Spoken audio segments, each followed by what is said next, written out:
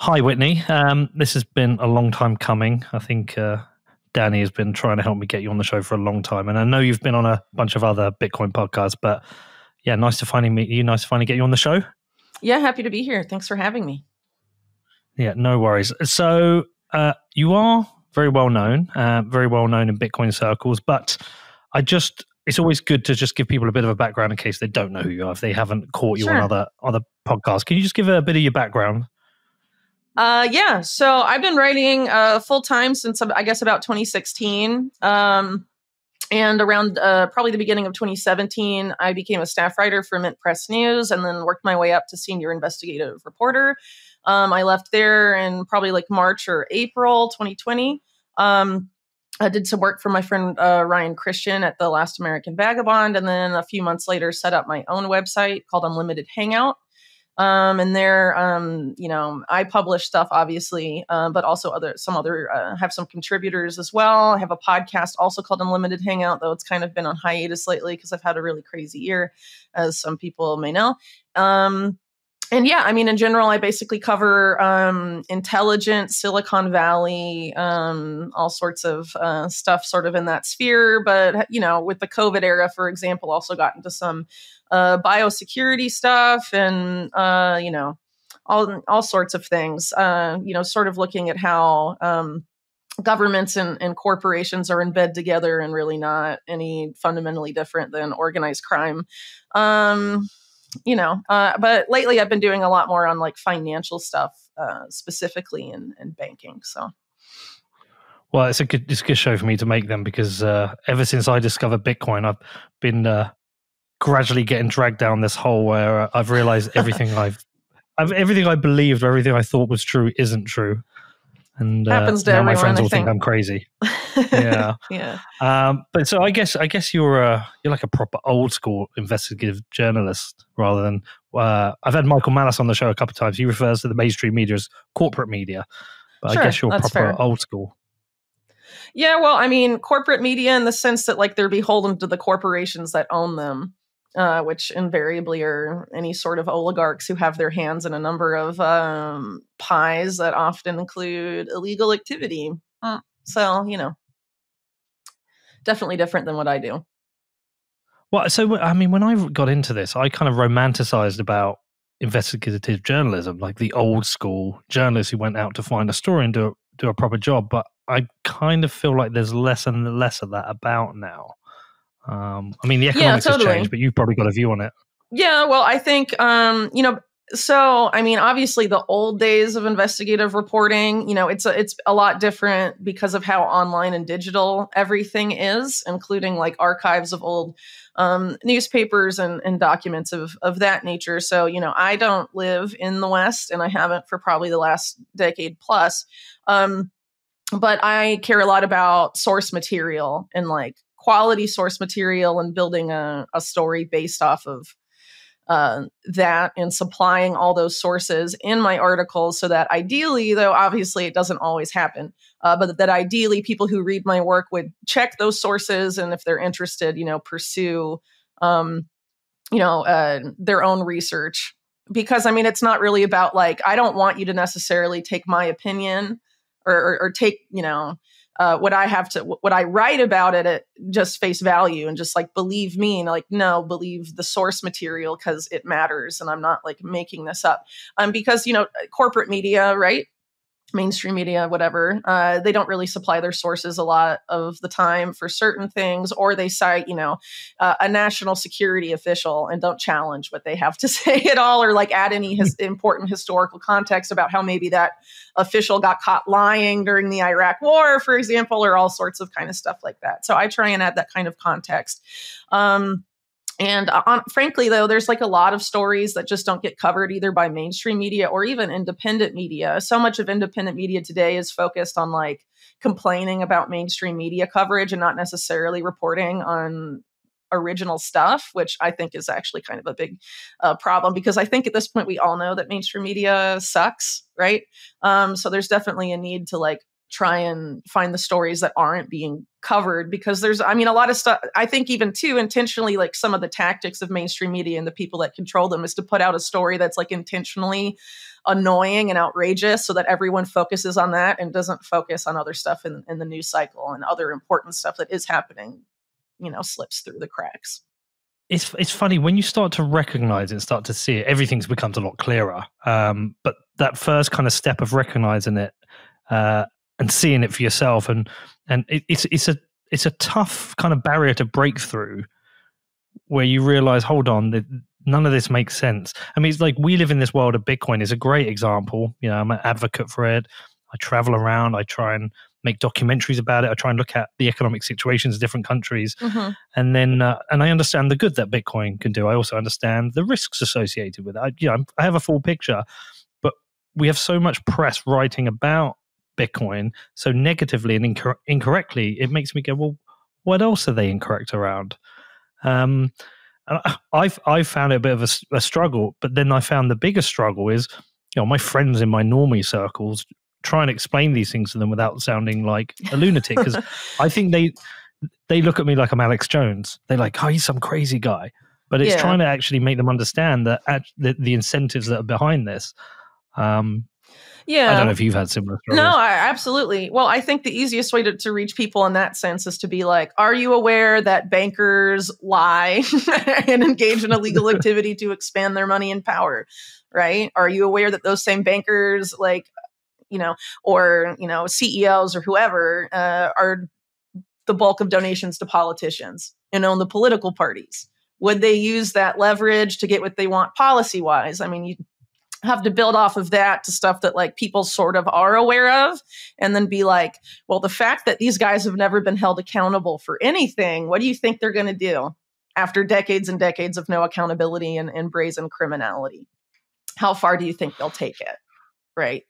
And that's how you can sort of get some people, but obviously there's going to be people, you know, who are resistant to seeing things for the way they are, because, you know, some people just, for whatever reason, feel too uncomfortable engaging with reality sometimes. You know, they don't want to face the fact that, you know, the government and corporations are like extremely, you know, doing insane illegal stuff that's killing people, or stealing insane amounts of money from people and ruining people's lives, because they're like, well, I can't do anything to change that. And I don't necessarily think that's true, but some people interpret it that way, and they're like, I'm better off not engaging with this. And they prefer to, like, you know, stick their head in the sand, so to speak. So that kind of stuff is harder to engage with, I think. But I think people that are open to figuring out the things, you know, you can sort of think of ways to start at like a common denominator where we agree about incentives for the powers that be, and build off of that. All right. Well, listen, let me give us a setup for where I am personally. So in my very British way, I've struggled to really truly accept where we are in the world. I was born in the 70s, but I'm a child of the 80s, 90s, noughties, which were relatively stable decades. Obviously, we had a crazy Iraq war, which we were allied into. But generally speaking, I thought the most crazy stuff the world had experienced was from the history books. You know, world wars and you know, crazy shit that went on then. Now we're in 2023, and I'm reluctantly accepting that there's these different scenarios I map out in my head. I can see a scenario where parts of the world, a war could escalate into a world war. I am seeing the potential rise of tyranny at a global level because of the state the global economic finance and debt is in. And then I'm also looking at AI and thinking, this AI is pretty cool, but what happens when we put the AI inside a robot and give it a gun? And so now I'm starting to think, hold on, this world's fucking mad. We could be heading to a really dangerous place. What should I be doing? I mean, you said you've left the West. If that sounds like you've escaped the West, I'm like, should I be building a bunker in my garden? You know, should I be stacking tin pineapples? Or do I just sound like some crazy conspiracy theorist? Help me out. Well, I definitely think it's probably, so think about what happened during COVID, and there were all these signals sent by powerful people that something greater than COVID would soon be upon us, whatever that is. So whether it's a giant war, another world war of that sorts, or, something else, COVID 2.0, what we saw during COVID, insane issues with inflation that persist, right? And insane supply chain issues. It's probably a good idea to have a supply of stuff you need to survive in your house. For X number of days, weeks, months, whatever. That's different for every person, but it's definitely not. It's definitely not a bad idea. And I don't think it's a tinfoil hat thing to say like, oh, I'd like to be able to feed my family if they close all the grocery store. We sort of saw with COVID, like how insane it was. I live in Chile, in South America. And there, when COVID started, there was some insane stuff there where you had to like show papers to get into grocery stores and stuff for a time. Like that could come back, it's not as crazy now as it might have been like 4 or 5 years ago to talk about that stuff. And there's nothing wrong with being prepared. There's probably something more wrong with being not prepared at all, Yeah. COVID was probably my biggest wake up call in that I got a lot of stuff wrong. I believed at the time that I was convinced that, a lockdown for 2 weeks, that sounds like a good idea because there's this crazy virus that we're seeing people drop dead in China for, or there's problems in Italy. And I think that was my wake-up call through all of that. By the time I got to the end of COVID, I was like, oh, you fucking idiot. You've been lied to about everything. You've believed everything. And that I think I came out of that with the, shit, I don't trust anything anymore. You probably shouldn't. It's probably safer. Yeah. So what I don't know, Whitney, when I look at something like COVID, because I can go as far as saying governments are incompetent and I can see the stupidity of the decisions they made. Sure. But I know other people go back a step further and go, no. COVID was the plant to test these things. And I don't know how far to go with it. Yeah, well, it obviously depends on the thing you're talking about. But, a lot of times government incompetence is the excuse. So, just talking about like financial policy and stuff. I think it's easier to pick apart in those cases because you can see the obvious who benefits and who doesn't sometimes more easily. And they'll sort of be like, oh, well, we just, when the Fed printed a bunch of money during COVID and gave it to BlackRock to manage, was that incompetence? Especially when BlackRock wrote a plan at the end of 2019 of the monetary policy that the Fed followed exactly when COVID happened about what the Fed would need to do during a unforeseen crisis. It's just was that incompetence or is that corruption? And so, a lot of times they'd try and absolve themselves of when they sort of get caught or start to get caught for something corrupt, they'll be like, oh, don't look any further. We're just really stupid, But if you consider just the massive amount of wealth transfer that's happened in the past 20 years to the people at the very top, obviously, well, I think it's obvious, but that can't all have been because of incompetence, and more has come out with COVID too, the safe and effective stuff about the vaccines. And a lot of people in alternative media knew it was experimental and that there wasn't enough testing and stuff. And they were censored. And then the stuff was forced on people through mandates and things like that. Was that incompetence? They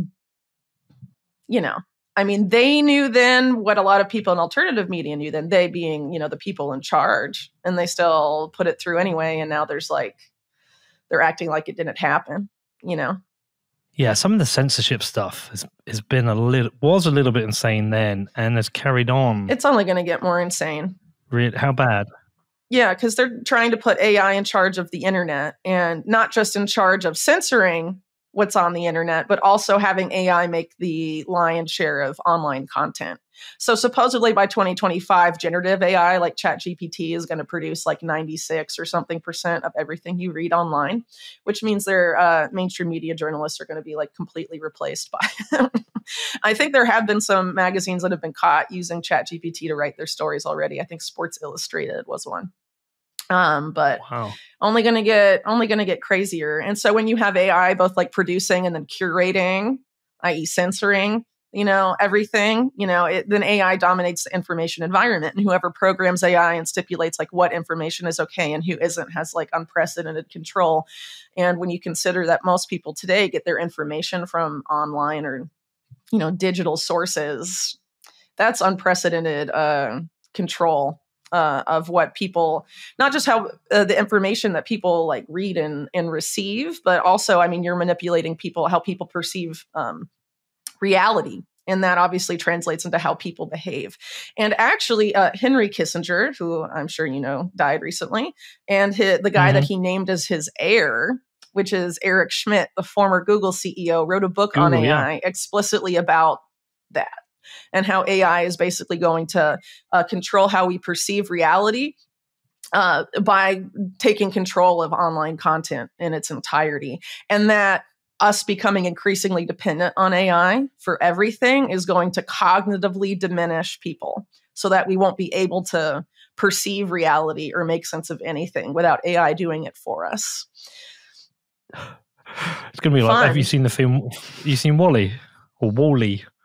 Yeah, like maybe years and years and years ago, where the people we're just going to be like, in the pods drinking milkshakes. Yeah, but worse than that, because it seems like they're sort of like, they have some sort of cognitive faculty left. What Kissinger and Schmidt say is that people are going to lose that. And it's the plan that they lose that. Maybe they just won't need us anymore.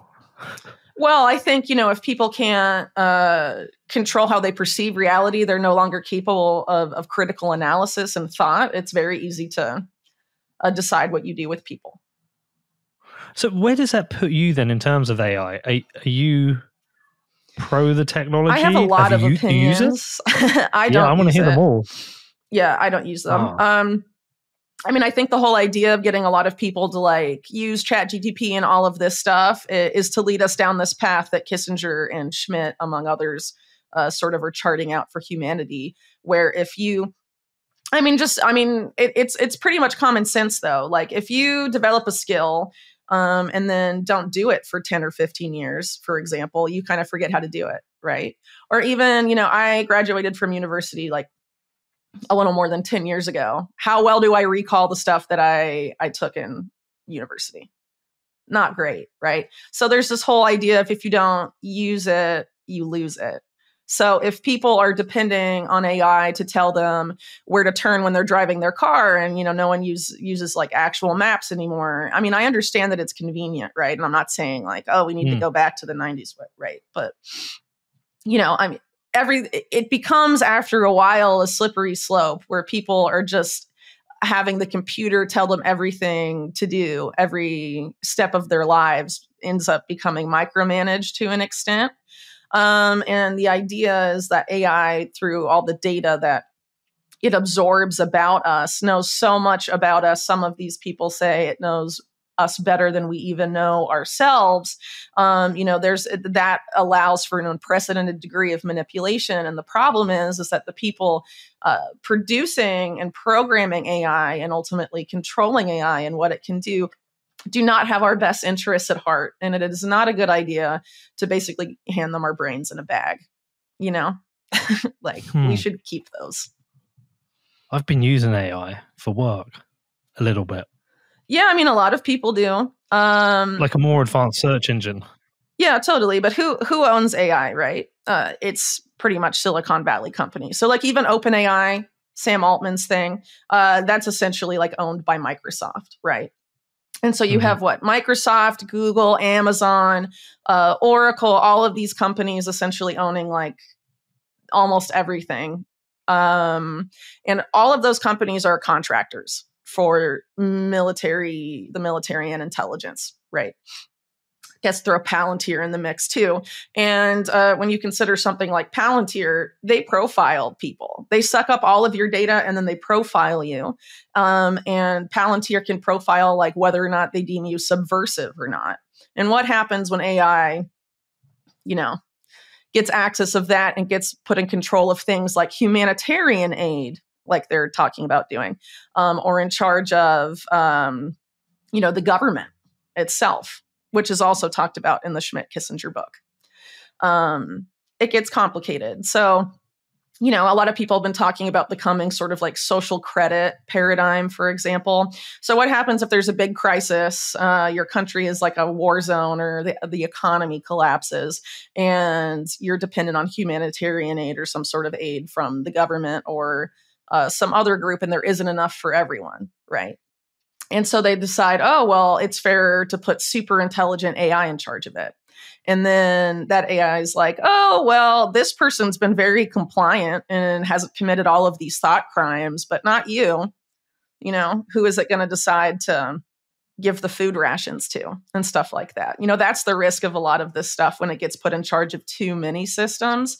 And then there's like a whole other side to it when you're dealing with stuff like AI weaponry, which we're seeing being used right now in the Israel-Gaza conflict to a significant degree, where they're deciding assassination targets, suppose people that they're deeming to be Hamas affiliated, which no one knows exactly how they're determining that. I mean, it could be someone who is a second cousin of someone in Hamas or something.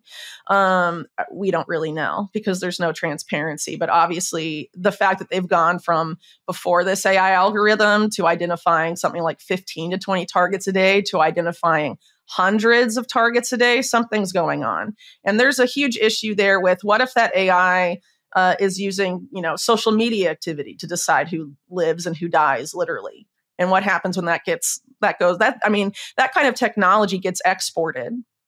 I mean, Israel's tech sector specifically is known for testing all sorts of tech on Palestinians, surveillance tech and weapons tech, and then they export it abroad. Israel's defense tech and defense industry is massive. It's like, I think, one of the biggest parts of their GDP, right? So, this isn't just going to stay there. And AI weaponry has also been tested in Ukraine to a significant degree. And there's a lot of people, the same people that created Palantir, essentially Peter Thiel, a lot of that money is behind, the AI weaponry stuff today. That's troubling stuff. And then there's another issue of whether AI is actually accurate or not. So, they'll say, like with facial recognition, I think there was a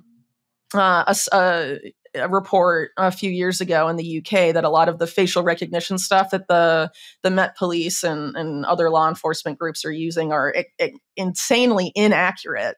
But they want to continue using it and like deepen its involvement in identifying people, whether it's like at live events and all sorts of stuff.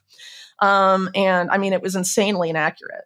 I mean, I can't remember the exact amount, but it was like under 50% accurate. So like flipping a coin is more accurate in that case. And what happens when AI algorithms that choose who lives and who dies, are put in charge of stuff and they're like 70% accurate or less? Because, I mean, the government's really corrupt with contractors. Like, they don't always pick the best contractor for the job.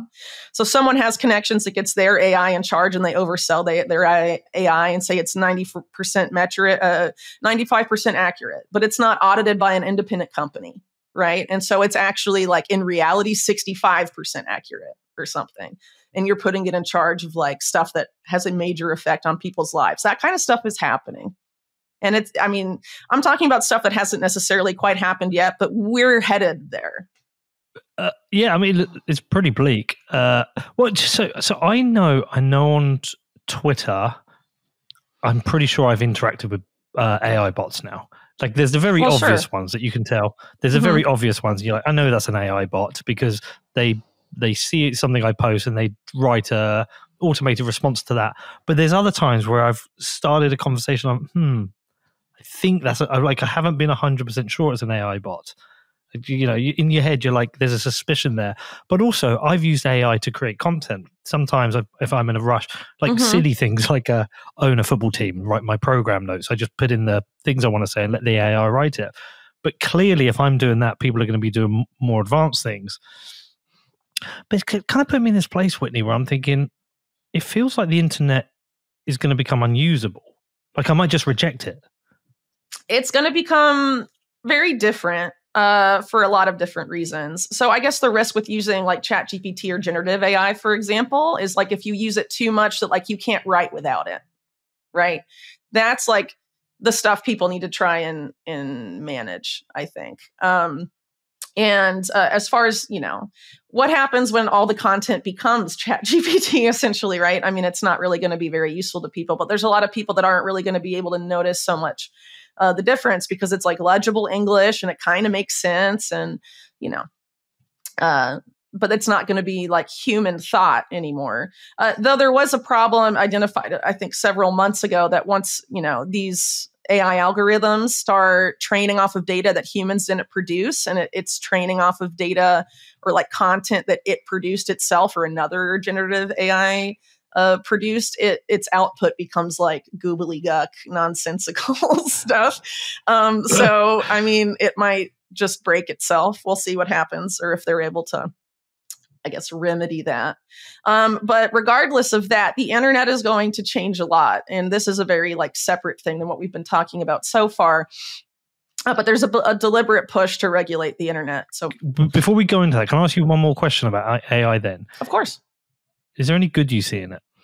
I mean, yeah. I mean, obviously, there is some truth to the fact that it does make certain things more convenient. It does technically free up certain people's jobs so they can have more time to do other stuff. Yeah.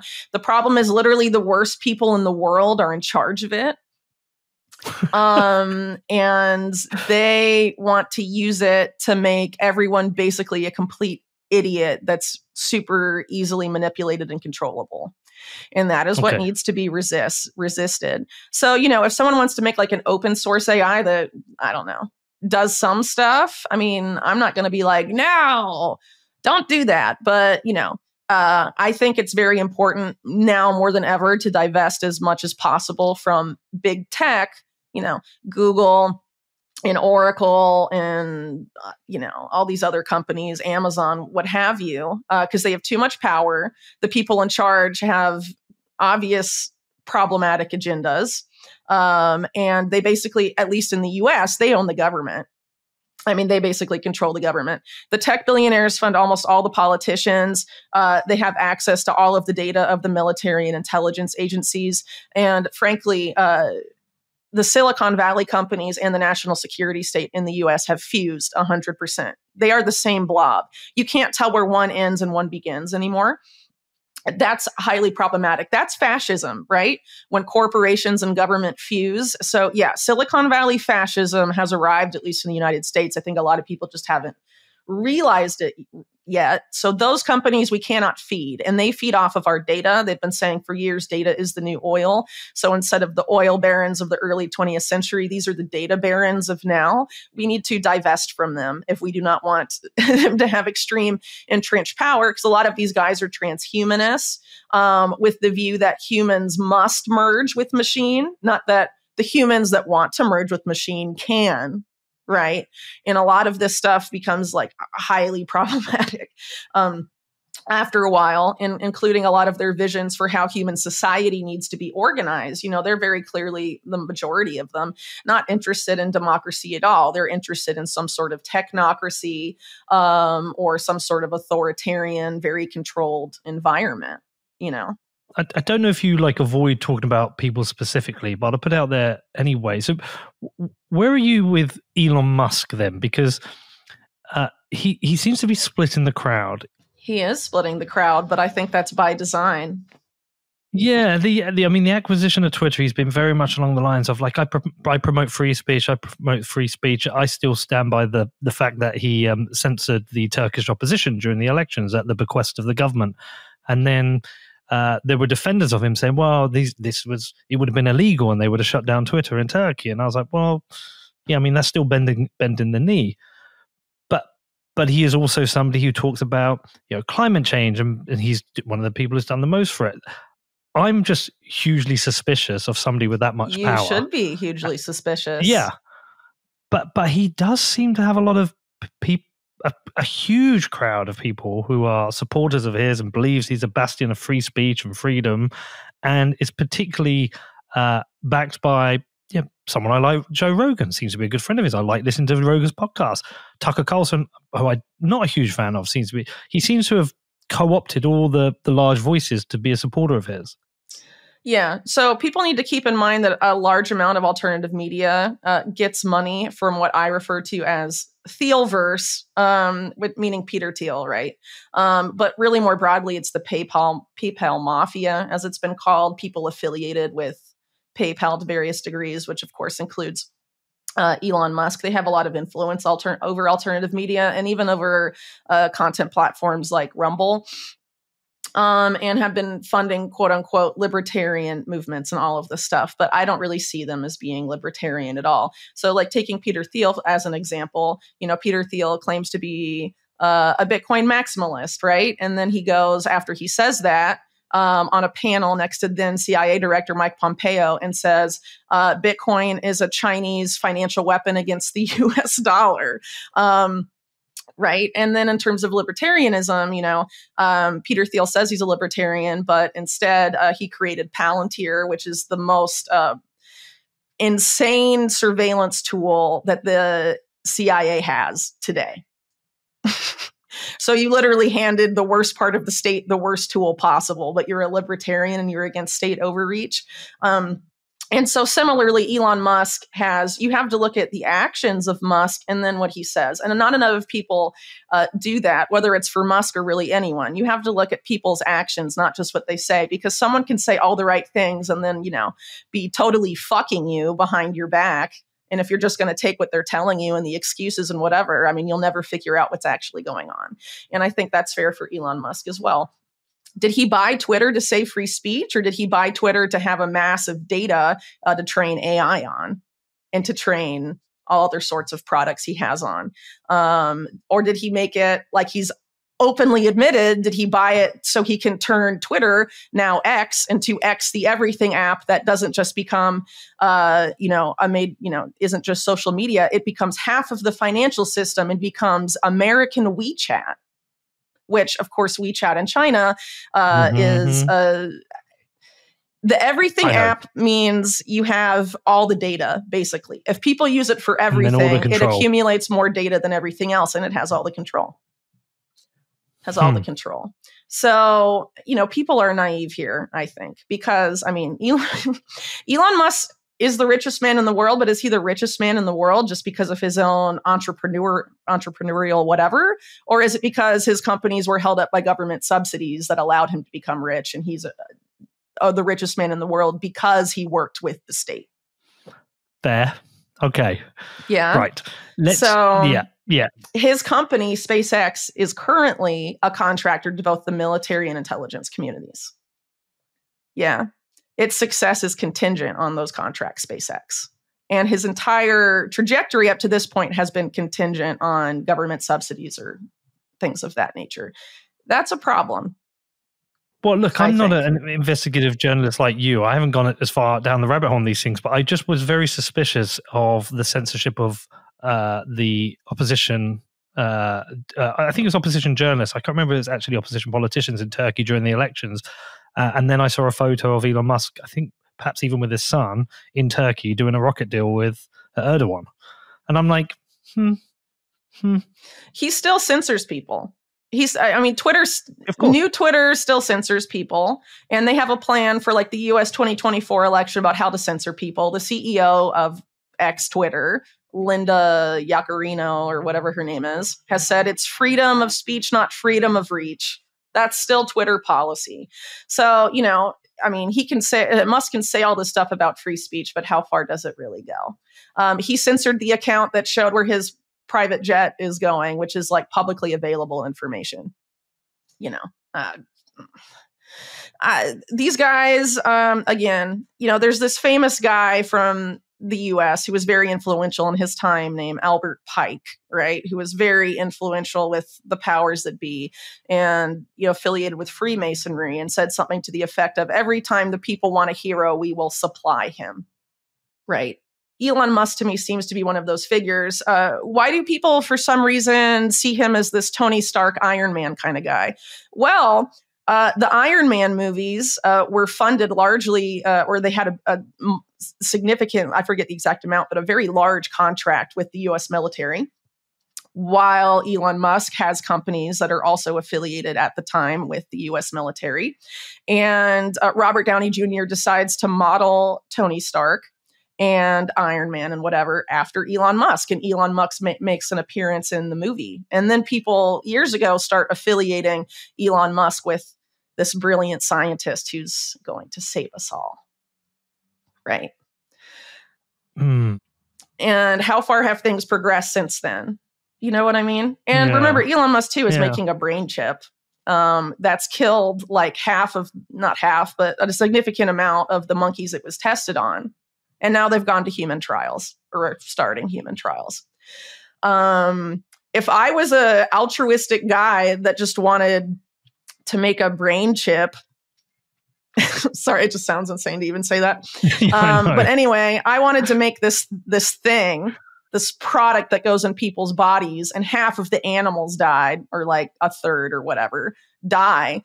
I would go back to the drawing board and find a way to make it so it doesn't kill that many animals before human trials.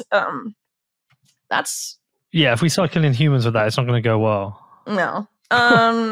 It's weird. And then you have the fact that he said stuff like X as meaning Twitter, as humanity's collective consciousness and all this. He's involved in the generative AI stuff too. He helped create OpenAI. He has his own now, which is allegedly more far left than OpenAI's ChatGPT is, even though he's positioned as being the opposite. I mean, there's a lot of contradictions there. So again, I would encourage people to look at people's actions. And, Musk is a businessman, and a businessman tied to the national security state at that. I mean, these are not the kind of people that you should just trust naively and blindly.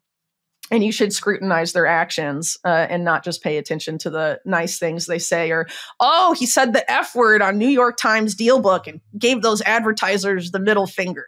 There's a lot of stuff he is doing that is not good.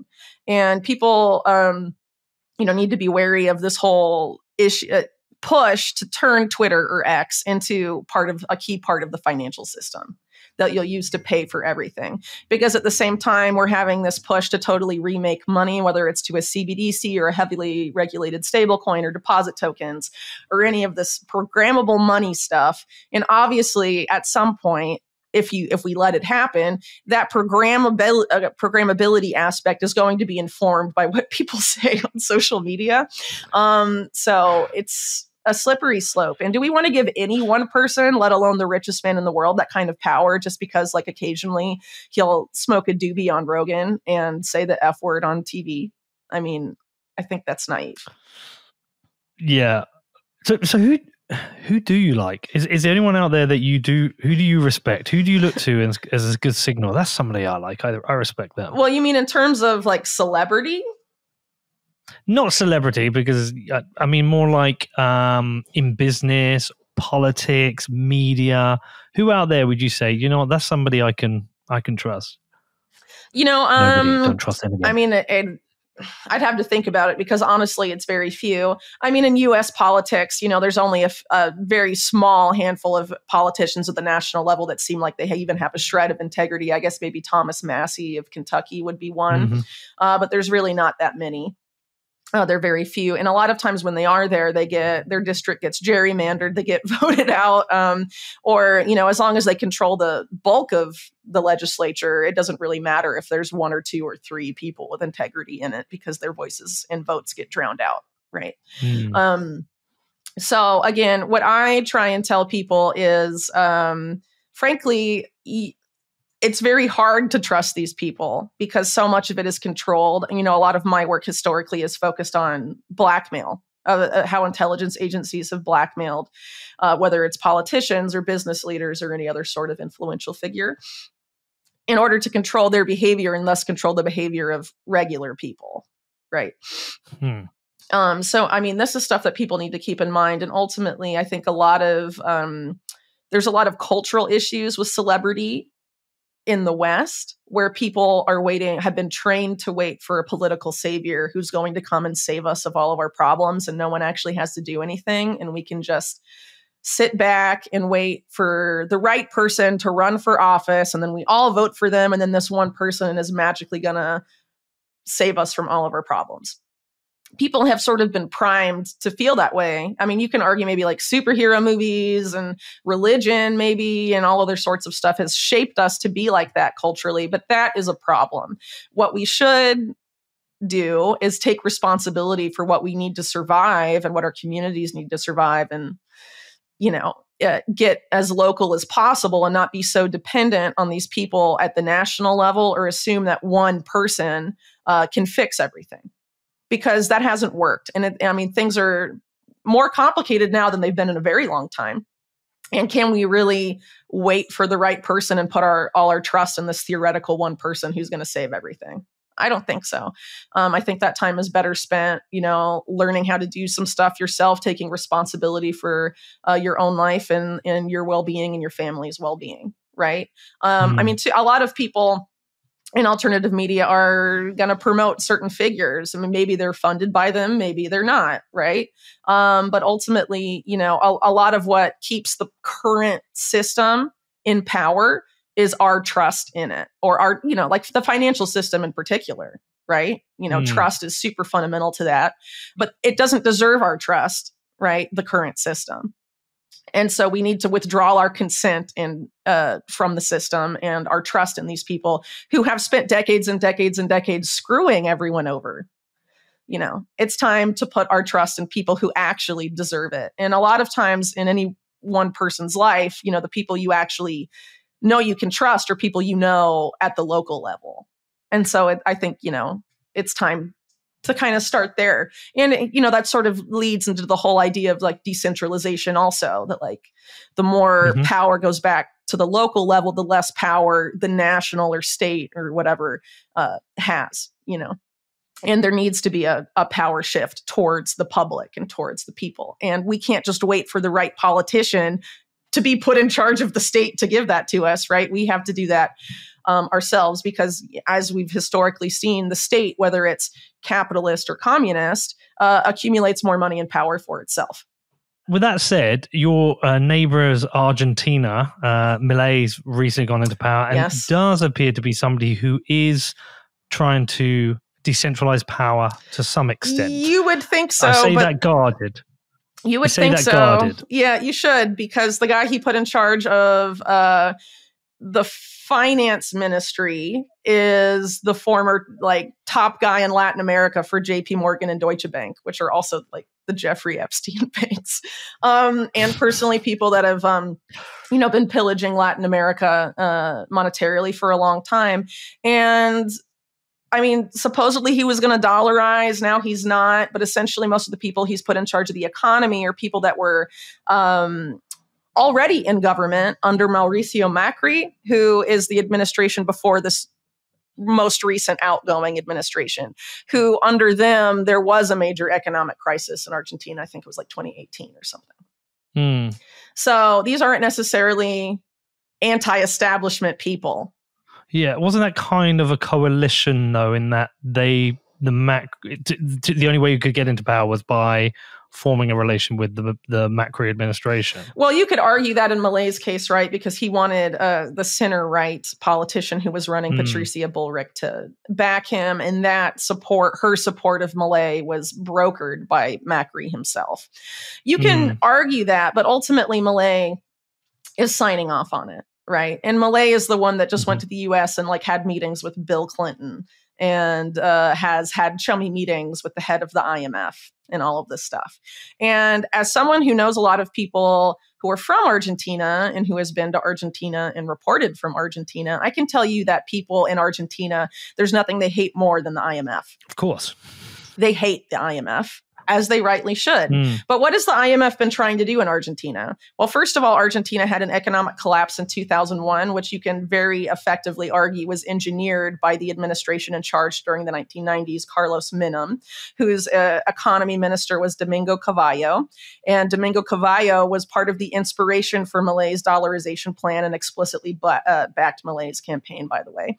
Anyway, the economy collapses in 2001. The guy in charge of Argentina at the time puts Cavallo back in charge of the economy when it's collapsed. And then all this stuff starts to happen with all these crazy IMF deals. And obviously, to deal with the economic collapse and whatnot, central bank policy starts going haywire in Argentina. But you could argue that really goes back to the 1980s, if not a little bit earlier. A lot of the stuff that's taken Argentina to where it is now it wasn't just the administration that's leaving power. This has been something decades in the making. But anyway, what has the IMF been trying to do in Argentina? The same thing they've done to countries all over the world, debt slavery. Yeah. And more specifically, forcing states to sell public assets to foreign private companies. Yeah. So what is Milei? We just got back from Africa and seen it. Right. I mean, I don't know if you know. Do you know Alex Gladstein from the Human Rights Foundation? I'm familiar. Yeah, he wrote a book about structural adjustment and how the IMF indebts these nations to essentially just rape and pillage the resources of these countries. So that is what the IMF has been trying to do in Argentina. And there's a couple of different things they want. One thing that gets overlooked a lot, besides like gas, energy resources in Argentina, is the fact that there has been interest for a long time in taking a large amount of Argentinian territory and turning it into its own new state. And so they were trying to do that, the IMF, through what they call debt for land swaps, which you could argue are now being retooled for the modern era as debt for climate swaps, which is a new thing that exists. But anyway, the IMF, again, has been trying to take these state-owned assets and give them to private people. Well, essentially, a lot of Milei's proposals, including dollarization with foreign financing, or some of the stuff put forward by Luis Caputo, his finance minister, will basically sell off those same assets faster to the same foreign corporations and financial institutions that would have gotten it through the IMF anyway. So it's not really surprising why Milei is so chummy with the IMF since he won the election. I'm pretty soured on Milei, frankly. I think it reminds me a lot of Trump in the sense of like the campaign energy, like campaigning as this big anti-establishment guy and getting a lot of his base really energized by insulting the political establishment, which deserves to be insulted. They're garbage, right? But in doing so, he gains their trust, but he's putting people from the political establishment in charge, including of the stuff he promised to overhaul, specifically the finance ministries and the central bank. So we'll see what happens, but I would definitely be very skeptical of Milei going forward, because the idea that he's an anarcho-capitalist and he's putting the former Latin American head of JP Morgan and Deutsche Bank in charge of what happens to the economy, that doesn't seem very anarcho-capitalist to me. That seems crony-capitalist to me. Right, I will be even more guarded. Okay, so I interrupted you to ask you more about AI, and you were going on to tell me about the co-opting of the internet. Can we go back down there? Yeah, absolutely. So there's been a push for several years, but now it's gaining an insane amount of momentum in steam. But it really goes back several years. And the goal is to have a regulated internet, which means the end of online privacy and anonymity. And they want to do this by having people link a government-issued ID to their internet access and internet activity. Who is they? So in the U.S., it's come from the government, but it's not. A lot of government policy, whether it's about this or something else, doesn't come organically from the government. It comes from think tanks. It comes from groups like that, or even the WEF, the World Economic Forum, that are then given to politicians, and politicians legislate and enact it, and then the state enforces it. But it's not necessarily the ideas of the legislature and the state itself, these policies. And more often than not, these think tanks are funded by corporations and billionaires and all of these guys. And they also own the politicians. So it's really them creating the policy. And they use the state as an enforcer to force it on the public, right? So that's, I guess, the global public-private partnership is what my colleague Ian Davis calls they, right? And I think it's pretty fair. He puts the BIS at the top, by the way, of the pyramid. This policy, one of the earliest iterations of it, at least in the United States, was during the Obama administration. They called it a driver's license for the internet. The idea of, in order to access the internet, when you set up, internet connection at your house, the internet service provider links all of your internet traffic to your ID. And in doing so, the government and the signals intelligence arm or intelligence agency of the government then has access to not just everything you're posting and writing online, but also everything you read and consume online. And everything you buy. And everything you buy. Totally. I mean, this whole push is completely related to ending financial anonymity and financial privacy as well. It's a completely interrelated thing. And I've done pretty extensive deep dives on this going back to probably like 2021. Because it's very tied up with how they're likely to force this regulated internet on the populace. Because they're not just going to be like, let's do this now. I mean, people aren't going to go along with it. So they need some sort of event that gets people angry and afraid and panicking in order to stick it through. So basically, this is going to be folded into, I guess, what I would call a Cyber Patriot Act. The Patriot Act being the legislation pushed through in the U.S. after September 11th, 2001. Right. A lot of which wasn't necessarily related to anything to do with 9/11, but was a huge power grab by the state taking advantage opportunistically of the panic after 9/11. So they need some sort of event like that to ram all this stuff through. But the plans have been on the books for a very long time, and it's not just the US, it's really everywhere. I mean, I think in the UK, you have something called like the Online Safety Bill that's quite similar. We have so much stuff. We have so much stuff now. Yeah. So yes, we have the Online Safety Bill, which was the death of end-to-end encryption. But we've also had this week, Rishi Sunak come out and say he wants to restrict social media for anyone under 16 as well, which is entirely unenforceable. But it feels like I'm. Well, I'm you have to link it then to your government issued ID so they can verify what your age is. They have all these different excuses. Exactly. A lot of it, like the Online Safety Bill, they'll say, "Oh, it's about protecting children," but really, it's about ending encryption, which law enforcement in the UK and the US have been trying to do so hard for years and years and years. I mean, Bill Barr, who was Attorney General under Trump in the US, was like, that was his main policy goal, was to end encryption. And he talked about it all the time, but a lot of people didn't really pay attention, I guess. But in the UK, it's a similar push because, of course, as I'm sure you're aware, the UK national security state and the US national security state are very intertwined, specifically signals intelligence, the whole Five Eyes alliance, which is obviously includes more countries, but it's UK and US dominated, obviously. It's not like Australia and New Zealand are running the show there, Yeah. So, I don't even think it's the UK running the show. I think it's the US running the show, and we may be part of it, but we're really subservient to the US. Well, it to a big extent, yeah. But then you also have a major financial center that you could argue, has a lot of the City of London, right? There's a lot of speculation about, Britain still holding a significant amount of the seat of global financial power, but I'll leave that discussion for another time because that's probably not probably have to prep a little more for that kind of conversation, honestly. But so in terms of what we're talking about with government, regulation of the internet and all of this, it's coming, right? We're already seeing the first signs of it here. There's an obvious push to censor more speech and link people's speech to their ID and have it more surveillable than ever before. Gutting encryption, why do they want to do that? So they can read everything that you say and all your transactions, follow them all. There's a similar effort in crypto and specifically with Bitcoin to criminalize mixers and criminalize any sort of service that affords you increased financial privacy. And that's only going to escalate. They have criminalized mixers because, I know of at least 3 cases where people are either tied up for multi-year lawsuits for the creation of mixers.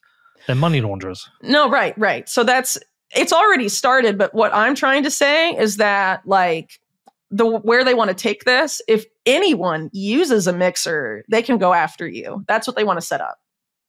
They don't want anyone to have financial privacy or online privacy anymore. And that's what part of this agenda about a regulated internet is. And it directly ties in with stuff like a central bank digital currency, at least what people are concerned about a CBDC. 4, which is the surveillance capability and the programmability aspect. It's all tied up with this effort to regulate the internet, which isn't really fair to say it's regulating the internet. It's more like taking complete control of the internet, a complete coup of the internet for unprecedented surveillance and control of people's online lives. At the same time that you have these same entities pushing for people to live their lives online as much as possible, as part of the fourth industrial revolution and all of this other stuff. Like we saw in the COVID era, we're locking down. You can't go out and do stuff in the physical world. You have to be online as much as possible. Education's online. Work is online. As much of your life as possible has to be online now because you can't go in person to the bank. You can't go in person to this. You should order your groceries through your phone and all of this stuff, So they're pushing us more and more into the digital realm, and at the same time preparing to take more control of the digital realm than they have now by a significant degree. And that's not a coincidence. I'm sorry if you think that's coincidental. That's very naive of you. Let me just ask you something. So on this, I'm following the path of everything you're saying and agreeing and recognizing it's coming. I always try and think, why?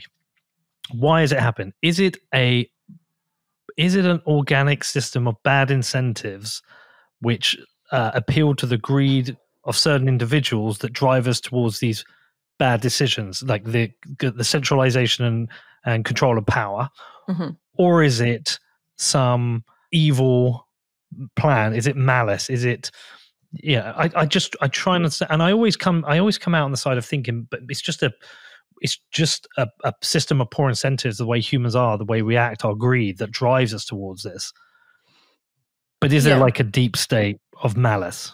Well, okay. So obviously when you're talking about the powers that be, there's competing factions, right? Not all of them agree, but they agree about a lot of the stuff. And a lot of the way these people operate isn't that similar to how rulers operated hundreds of years ago.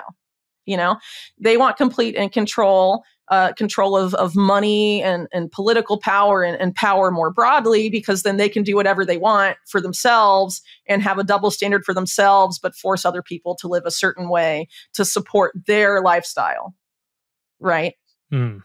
And essentially what we're seeing here is an effort to use technology to entrench that in unprecedented ways so that there's no more need to worry about the peasants revolting. Right. I think that's ultimately what it comes down to. So as an example, this push for a regulated internet and the end of online anonymity and all of that is directly related to the fact that it's a mathematical inevitability that our debt-based monetary system will collapse at some point, and that the banking system, particularly Wall Street and its global equivalents, have engaged in an unprecedented degree of malfeasance and corruption and insane financial gambling activities. And just like 2008, right? That's going to explode at some point. But in 2008, people knew it was the banks and they were mad at the banks, weren't they? Mm. So if you're the banks and that's going to happen again, and you're in bed with the intelligence agencies and the government, or in the case of the US, you own the central bank, right? You don't want that to happen again. So how do you find a way to blame somebody else for the financial system imploding? And when you bring the financial system back, what do these people, people like Jamie Dimon and all these top bankers, what is their ideal scenario for money and how people interact with and use money? Well, being able to grift as much as you want and take as much as you want from the people under you without them knowing or complaining, because that's what they've been doing for decades, right? Wall Street. So they want to keep doing that. They don't want to change their behavior. So they want to find a way to be able to steal from the underclass as much as possible without the underclass complaining or revolting, and control how they spend their money and control their financial and other behavior so that they can maintain their place on the top. So what we're having is the engineering of a neo-feudal society where you have the small upper class and then a massive underclass that the upper class can manipulate and control and do whatever they want with as they see fit. And so that's what I think the ambition of this a lot of these various initiatives we're seeing for unprecedented control and surveillance are aimed at. And the goal is to use technology, whether it's AI or any of these other emerging technologies, to be able to do that, because obviously there's so much more of us than there are of them. And so in order to scale what they want to scale, to be able to deal with the huge difference in size between their class and our class, they feel like, they need these emerging technologies. They need AI. And that's why I see AI as a largely negative thing, because the people that want to do this are the ones setting it up and programming it and deciding what its objectives are, Wow. Okay.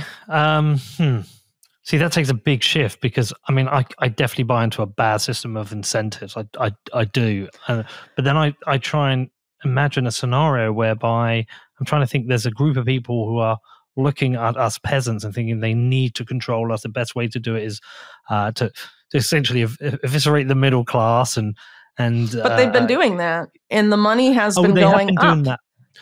But I sometimes whether again, is that just the bad incentives? Like poor governments, election cycles mean that they have to keep printing, which drives yeah. But who designs those incentives and prevents them from being changed? Oh, I just wonder if they're the incentives are in us as humans. Like greedy people who are close to the spigot can print it for themselves, and then it has these outcomes. But maybe you're right. But I think, how do people get into the elite? Not everyone that's in the elite today was born into it, right? I mean, they cultivate into their ranks people that are like, psychopaths, right? So you get a tap on the shoulder. Controlled by greed and all of that stuff to come flesh it out, right? Or people they think are talented that they think they can use, and that will, if they're offered a big piece of the pie or a big enough piece of the pie, will join them, right? So it's not like these people are the people that have been there since the 1500s, and they're all still that today. You know what I mean? But I mean, in terms of the behavior of like a ruling elite, it's very similar to what it was in the feudal era, like in the Dark Ages, which again, how did the Dark Ages succeed so successfully in that? Extreme control of information. It was all in the church, right? No one knew how to read and write but them. So it was again, centralized control of information and also of money. And we're going to that same paradigm again, but for the modern era. So all this technology is going to try and set up those systems for us. And I think people need to be really aware of all these, in the next couple of years, without a doubt, there's going to be these events, whether it's like COVID or 9/11 or whatever, they're not going to be the same as those, but they're going to be these big events that generate a lot of fear and panic, and mainstream media is going to be traumatizing people with it, and then are going to sell a particular solution. And when it comes for the internet, or the financial system, they're going to make the enemy privacy. They're going to make the enemy privacy 100%. And the solution is going to be digital IDs and programmable, surveillable money. It doesn't have to be CBDCs, by the way. I mean, CBDCs, I think most people know, are going to be that, but it doesn't. It's not just CBDCs. There is a goal. There is a push from the banks themselves, some of the most powerful banks in the world, to have, at least in some countries, a different system that's not a CBDC, because with a CBDC, they can't do fractional reserve banking. And so that's what deposit tokens are all about. Tokenizing deposits, and you can make those programmable and you can surveil them. And it's really just like a CBDC, but they won't call it that. But then the bank controls all the reserves, and maybe they'll bank some of their reserves at the Fed, or whatever, but they can still do fractional reserve banking and credit creation and all of this stuff, and not actually have to keep a one-to-one peg of reserves like CBDCs or like a fiat peg stablecoin. And so there's a push for that too, at an international level. It's not just in the U.S., but it's definitely happening in the U.S. And I would argue that's one of the reasons that you have the Federal Reserve, which is again owned by Wall Street banks in the U.S., being like, we're not going to do a direct issued CBDC, and freedom advocates in the U.S. are like, yeah, the Fed's on our side because of that. No, it's not. The Fed is 100% always on the side of Wall Street banks, and Wall Street banks only don't want a CBDC because they don't want to give the Federal Reserve their power. They want to keep their power, and they want to keep doing fractional reserve banking.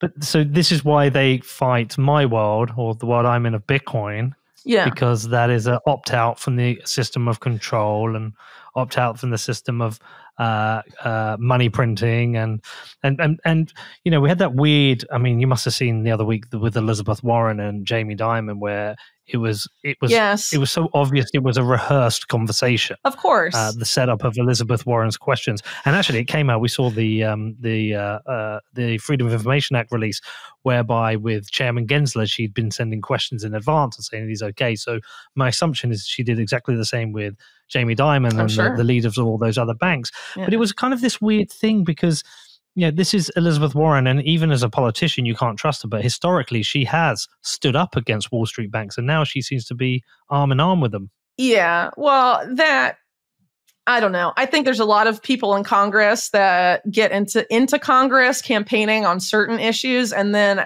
once they're there long enough, they backtrack completely. There's a lot of examples of that historically and currently in the U.S. for sure.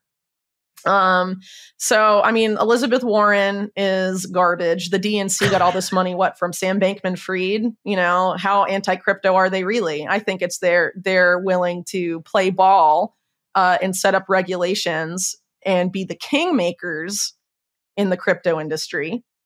I think there's a lot of, I think that's going to happen.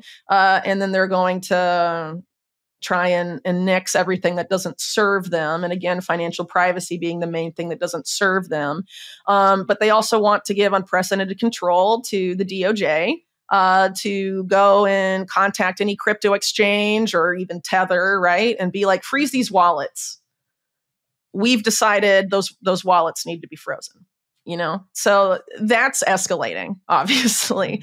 And, you know, the whole thing that happened with Binance is like a big push towards that as well, because now Binance is basically going to have a chaperone appointed by the U.S. government, basically in charge of everything. Their chief compliance officer is a guy that used to work for, you know, the Department of Justice. Yeah. Come on. Is that because Binance is it because they recognize where the world is going with regards to crypto and Bitcoin, and Binance actually has its tentacles stretched to nearly every country in the world? You know, when I've traveled with my podcast or filmmaking, all the locals are using Binance. Is that just to get control of the biggest crypto financial infrastructure?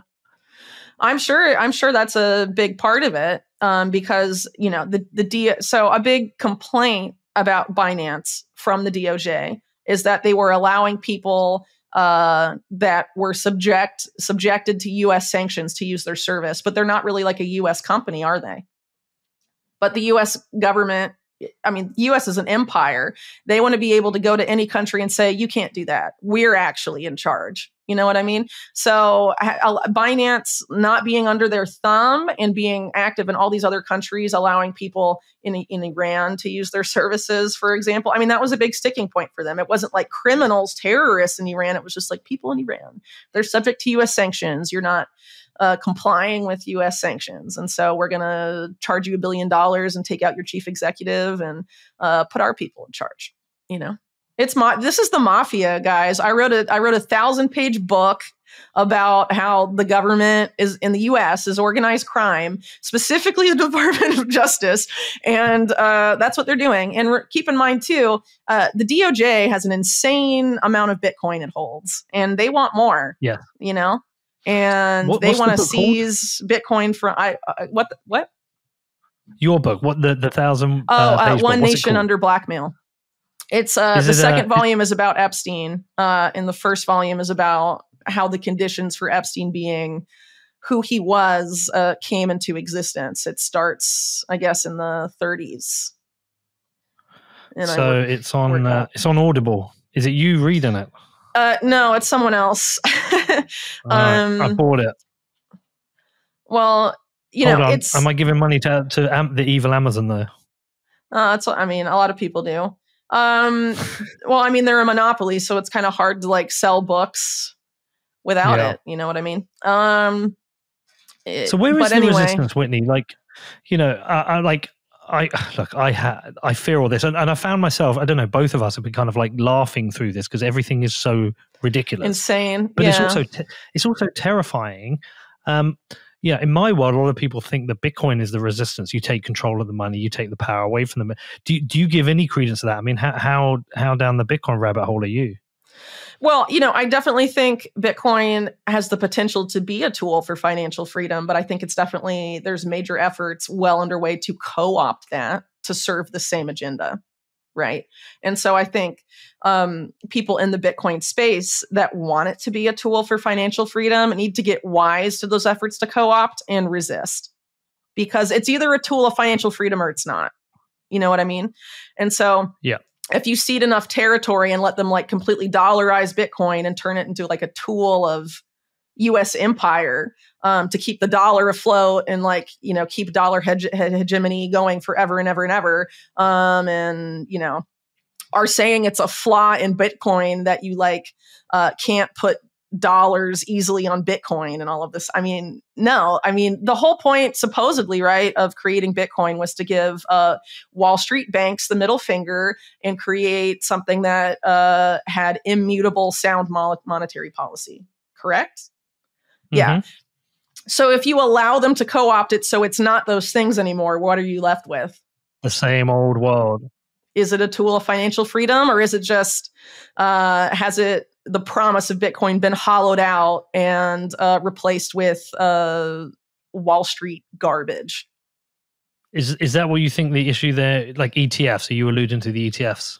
There's all sorts of things that are happening in Bitcoin right now that could be under that umbrella. But when you start to have people like BlackRock being like, you know what, we actually like Bitcoin now, that's a sign to pay attention. You know what I mean? Bitcoin is hope. So I think people need to, in the Bitcoin space, need to be very aware that there is a fight being had right now about the future of Bitcoin. And you have to decide which side you're on. Are you going to fight for Bitcoin to be a tool of financial freedom, or are you going to allow it to be co-opted by the powers that be that it was supposedly designed to resist them and, be something they can't control? Are you going to give them control of it? I mean, the answer should be no to any Bitcoiner worth respecting, in my opinion. See, for an effective form of resistance, we need a lot of people to understand this and care enough about this. And I feel like we're a very, very low percentage of people who are even paying attention to the things you're talking about and caring enough to resist. I feel like we're potentially sleepwalking into a terrifying future. Well, again, it all comes back to personal responsibility, because, I mean, ultimately, in general, what can you control? A lot of times you can only control what you do and how you react to things, right?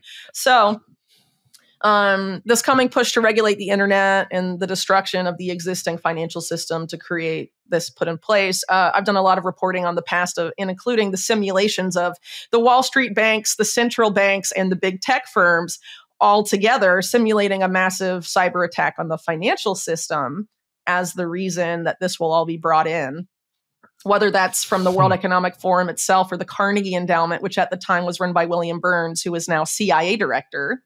Yeah. That's definitely stuff to pay attention to. But what if that kind of stuff happens? Well, going back to Argentina for a second, I know a lot of people from Argentina, their economy literally collapsed in 2001. What have those people said about, their advice in dealing with that kind of situation? Don't panic. Don't give in to the fear. Because if you're panicking, give in to the fear, you're not going to make good decisions. You're just not. There's a lot to be said about preparing, but a lot of that preparedness needs to be mental preparedness too. So you don't give in to the fear and panic. The reason they need these events to justify the implementation of these policies is so people are afraid, because people who are afraid are easily manipulated. Mm-hmm. And so that's very easy to handle. And it also makes it easier to handle if you talk to people in your family or in your, circle of friends or whatever about how stuff like this could happen. Try and prepare your base, you know what I mean? Mentally. Even if you can't prepare physically and spend money to, buy food or whatever, but also as far as these efforts to regulate the internet, when the internet comes back as a regulated whatever, yeah, they'll be able to surveil everything you see. But a lot of content that's there now probably won't be there when it comes back. Yeah. Now's a good time to load up some offline hard drives with all sorts of kinds of information that you may find useful in the future. Whether Are you doing that? Totally. Where did you start? Wikipedia, Spotify? No, I mean, I have a lot of like ebooks. I've got young kids, so lots of movies and stuff to watch. Books and video rips and stuff of like how to be self-sufficient, certain skills I don't have now, but I might need in the future, like how-to stuff. Like you won't be able to just go to YouTube and be like, how do I do this? People have to start thinking about that kind of stuff and have an offline library of things, especially if you don't want to comply, because I won't be, with this whole, you need a digital ID to get onto the new internet. Like, I'm not going to do digital ID shit at all. I'm not. So if you want to resist that and not do it, you have to have a plan about how not to do it, Are we absolutely fucked, Whitney? I don't think so. I think it comes down to, no? Okay.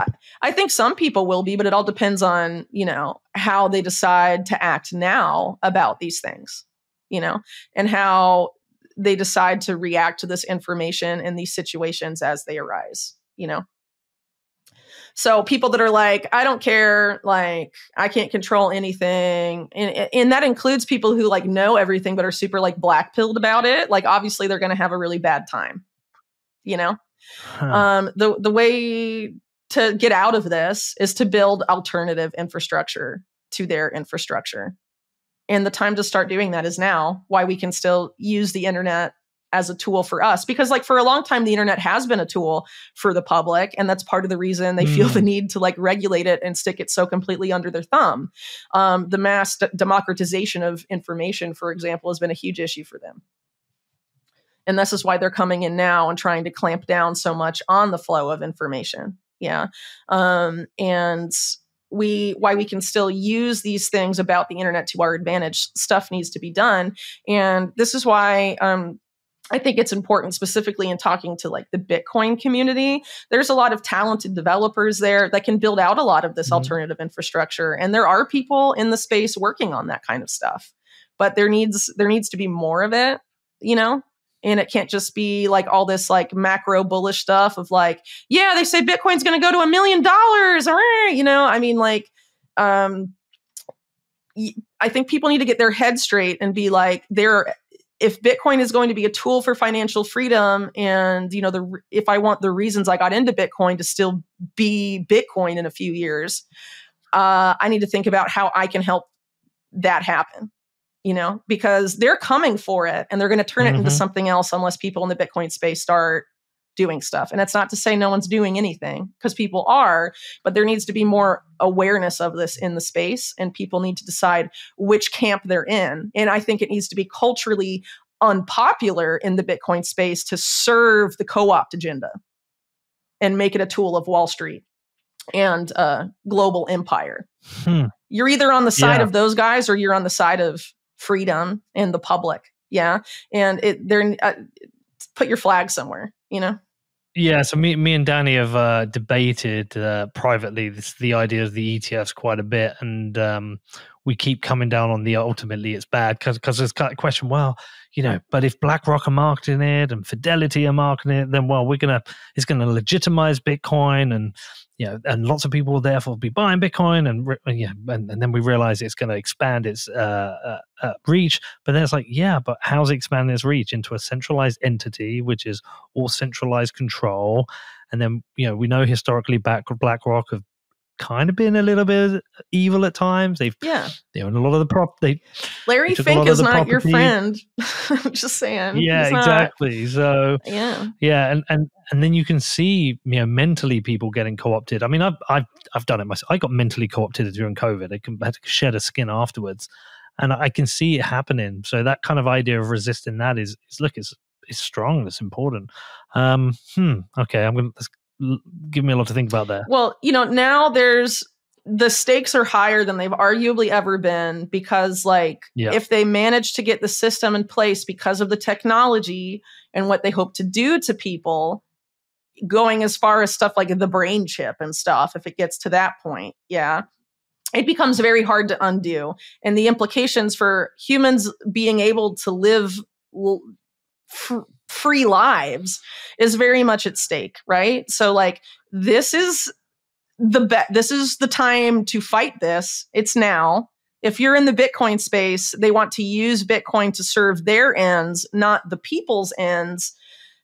That there needs to be awareness of that, and people need to make choices, and these discussions need to be had. It obviously happens that like, okay, the value of Bitcoin has gone way up, and so now I have all this money. But at the same time, if Bitcoin's value goes to like $1 bazillion, one Bitcoin, that doesn't mean that like you're going to live like a gazillionaire because you have Bitcoin holdings. That's going to mean that the currency, the dollar, the pound, whatever, is being inflated to oblivion. It's like Zimbabwe and Venezuela. So you may be like, wow, I have millions of dollars, but your standard of living is probably going to be the same as it is now. And everyone around you that doesn't hold Bitcoin is going to drown. Yeah, it's not nice. So it's not necessarily a thing to cheer on. Yeah. So people need to stop getting googly eyed about like, I might be a millionaire or a multimillionaire, you know, and start being like, I got into Bitcoin because this is a way to stick it to the banks who are ruining the financial system and our world. And I'm going to ensure that it does that. That's what needs to happen. People need to get their head in the game here. And it's not like, you know, oh, like let's get in the bunker and go to war necessarily. But like people need to be aware of this and that they need to have their head in the right spot for all the stuff that's to come. Because the Wall Street guys think they can buy off all the Bitcoiners by being like, look, you have all this money, join us. I mean, that's like Sith Empire shit. Like, don't fall for it, you know? Is that just the new the Bitcoin elites, just the new elites? Well, I think they hope to buy people off that way in the Bitcoin space because they want to try and get Bitcoiners on their side. And, you know, I think there are probably people who are very influential in the Bitcoin space who are being used to herd people toward that. Influential voices. And ideally, the voices in the Bitcoin community with integrity will start talking about these issues sooner rather than later. Because if Bitcoin is financial freedom and you're going to say that, and it's not true in a few years, I mean, that's a problem. Yeah. It either is a tool of financial freedom or it's not. And now is the time to fight to keep it that way. If an event happens that seems really bad and they have a particular narrative about it, they're going to criminalize privacy and all of this stuff. And their solution is to end privacy. And please don't be naive enough to fall for that. You know, they've wanted that stuff for a long time. And every time these events happen, the state, the powers that be, whatever, come for a power grab. And they only get that power grab if we consent and go along with it and give in to the fear and the panic. And that has to be resisted. I hope we can do this in person one day. I don't know where. Sure, that'd be nice. Pick somewhere. I much prefer, like 95% of our interviews are done in person. I prefer them because I hate the latency of an interview. But I'd like to do that at some point. So we'll try and figure that out. Where do you want to send people? Well, right now, I mean, all my work is published through my website, unlimitedhangout.com. I mean, I have Nostr. I'm still on Twitter for now, but I'm never going to go premium or whatever. I'm with Odell in the anti-blue check club. Odell. At least for me personally. Yeah. So, I mean, you can follow me there for now, but I prefer that people just go directly to the website because then there's no middleman. You know what I mean? If you want to donate, I accept Bitcoin donations. I have a BTC Pay server set up on Unlimited Hangout for anyone interested in doing that. But there's lots of other ways to support the work as well. But all of my content is there. And ideally, to take out the middleman, you could sign up for our newsletter. So you get all the content that way without having to worry about like social media censorship or what have you. Amazing. Whitney, this was incredible. I really hope we can do this again in person next time. But thank you so much for coming on. You've given me loads to think about. Oh, my pleasure. Thanks for the invitation.